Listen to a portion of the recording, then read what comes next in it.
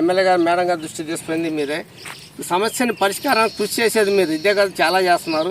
మీరు భవిష్యత్తులో ఇంకా ఇంతకంటే ఎక్కువ చేయాలని కోరుకుంటున్నాం మనస్ఫూర్తిగా. సదా మీ సేవలు. ఈ యొక్క పనిని చూస్తుంటే ఎస్డి ఛానల్ వారికి ముందుగా కృతజ్ఞతలు. ఈ విధంగా చేయించినందుకు ఛానల్ వారికి ఎంతో రుణపడి ఉంటారు శాంతినగర్ వాసులు. శాంతినగర్ నివాసులు ఇప్పటివరకు పడుతున్నటువంటి ఇబ్బందులు ఈ రోజుతో క్లోజ్ అవ్వాలని కోరుకుంటున్నాం.